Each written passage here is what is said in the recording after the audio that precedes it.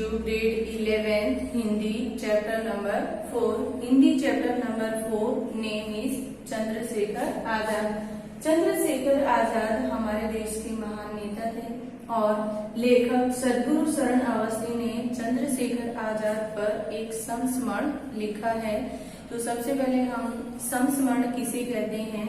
संस्मरण किसी व्यक्ति से संबंधित स्मृतियां, घटनाएं या उनकी कृतियां आदि का उल्लेख किया गया हो उसे संस्मरण कहा जाता है। तो यहाँ पर लेखक सद्गुरु शरण अवस्थी ने चंद्रशेखर आजाद पर ये संस्मरण लिखा है। सद्गुरु शरण अवस्थी का जन्म सन 1901 ईस्वी में हुआ था। सद्गुरु शरण अवस्थी मूलतः नाटककार, लेखक और समीक्षक थे। कानपुर में BNSD कॉलेज के आचार्य थे। श्री अवस्थी का लेखन उनके जीवन काल से जुड़ा हुआ है। वे मूलतः प्रेरणादायक हैं। तुलसीदास के 4 पद तथा भ्रमित पथिक इनकी प्रमुख रचनाएं हैं। लेखक सद्गुरु शरण अवस्थी ने अपने इस संस्मरण में चंद्रशेखर से जुड़ी हुई स्मृतियों के माध्यम से उनके जीवन के व्यक्तित्व, उनकी निडरता, उनकी वीरता इत्यादि पर दृष्टिपात किया है। उनसे जुड़ी अनेक सूक्ष्म बातों पर उन्होंने ये लेख लिखा है। तो किस तरह से लेखक सद्गुरु शरण अवस्थी ने चंद्रशेखर आजाद के ऊपर ये संस्मरण लिखा है। लेखक चंद्रशेखर आजाद के जो मित्र थे उनके बड़े भाई थे और उनके बड़े भाई होने के नाते जितनी बार भी चंद्रशेखर आजाद से उनकी मुलाकात हुई है तो इस तरह से वे एक दूसरे के नजदीक आते चले गए और दोनों में मित्रता बढ़ती गई। और आगे चलकर जो है चंद्रशेखर आजाद से लेकर अपनी कोई भी बात नहीं छिपाते थे। तो किस तरह से उन दोनों के बीच में नजदीकियां बढ़ी और उनके बारे में उन्होंने जो उल्लेख किया है उसका वर्णन यहाँ पर दिया गया है। तो सबसे पहले चंद्रशेखर आजाद से नजदीकियां, किस तरह से लेखक की चंद्रशेखर आजाद से नजदीकियां बढ़ी। नजदीकियों में उन्होंने क्या लिखा है उनका हम वर्णन। लेखक सद्गुरु शरण अवस्थी जो है चंद्रशेखर आजाद के बहुत ही नजदीक थे। उनके छोटे भाई का मित्र होने के नाते वे जो है अनेक बार उन दोनों के बीच मुलाकात हुई और वे जो है उनकी काफी इज्जत करते थे, उनका काफी सम्मान करते थे और इस तरह से कभी भी लेखक उनसे अपनी कोई भी बात नहीं छिपाते थे। नेक्स्ट उनका लिखा गया है कि चंद्रशेखर किस तरह के व्यक्ति थे। चंद्रशेखर निडर थे,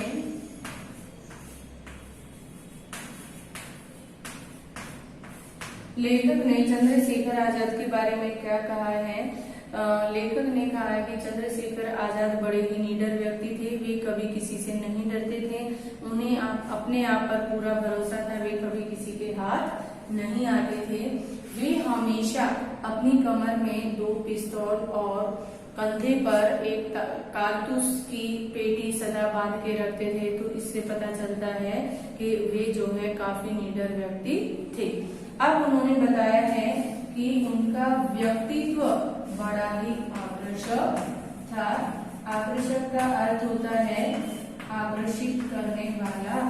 तो इस तरह से उन्होंने कहा है कि लेखक का कहना है कि चंद्रशेखर का व्यक्तित्व बड़ा ही आकर्षक था। वे जिस तरह के कपड़े पहनते थे उन पर सभी तरह के कपड़े बड़े ही अच्छे लगते थे। अगर उन्होंने पंजाबी पगड़ी या पठानी पहने हैं तो वो भी उन पर अच्छे लगते थे। उन्होंने अगर खादी कुर्ता और बंगाली धोती पहनी है तो और भी अच्छे लगते थे और यदि उन्होंने सूट और हैट पहना है तो भी और भी अच्छे लगते थे। तो इस तरह से कहा जाता है कि चंद्रशेखर आजाद का व्यक्तित्व बड़ा ही आकर्षक था।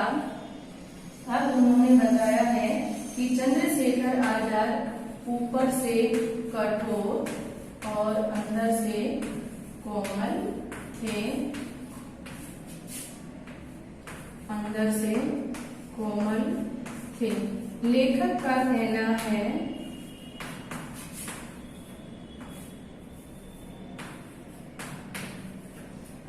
कहना है कि चंद्रशेखर आजाद ऊपर से बड़े ही कठोर स्वभाव के थे और अंदर से बड़े ही कोमल थे।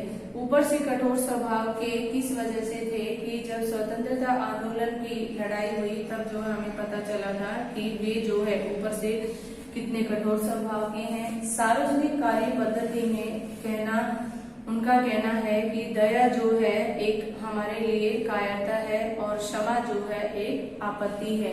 और क्रांति के मार्ग में उन्होंने प्राणियों के प्रति उनके मन में काफी सहानुभूति है। तो इस तरह से पता चलता है कि वे ऊपर से बड़े ही कठोर थे और अंदर से उतने ही कोमल स्वभाव के थे। अब कहा गया है कि चंद्रशेखर आजाद की क्या मान्यताएं थी। चंद्रशेखर आजाद की मान्यताएं,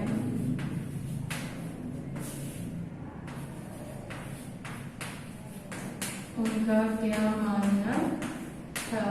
चंद्रशेखर आजाद की मान्यताएं थी गांधी जी के अहिंसा नीति से वे निसार थे या उसे निसार मानते थे, जिसका कोई सार नहीं हो। और ईश्वर, धर्म, पाप, पुण्य इत्यादि चीजों में वे कभी नहीं फंसते थे। इस तरह से कहा जाता है कि चंद्रशेखर आजाद का व्यक्तित्व बड़ा ही उज्जवल था, बड़ा ही आकर्षक था और वे निडर थे और वीर पुरुष थे। तो इस तरह से लेखक द्वारा लिखा गया ये जो संस्मरण है उसमें लेखक ने चंद्रशेखर आजाद के प्रति उनकी जो नजदीकियां थी उनका वर्णन किया है। तो हम एक बार फिर से रिपीट कर लेते हैं कि संस्मरण में उन लेखक ने उनके बारे में क्या क्या लिखा है। फर्स्ट उन्होंने कहा है चंद्रशेखर से नजदीकियां।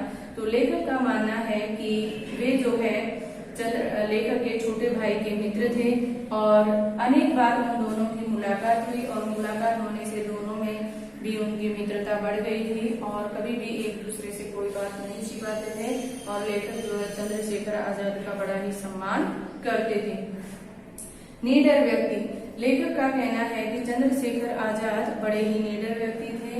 उनका मानना है कि वे वीर पुरुष थे और वे अपने आप पर भरोसा करते थे कि मैं किसी के हाथों नहीं आने वाला हूँ। वे हमेशा अपनी कमर में 2 पिस्तौल और कंधे पर एक कारतूस की पेटी भी साथ में रखते थे। इससे समझ सकते हैं कि वे जो है एक निडर पुरुष थे।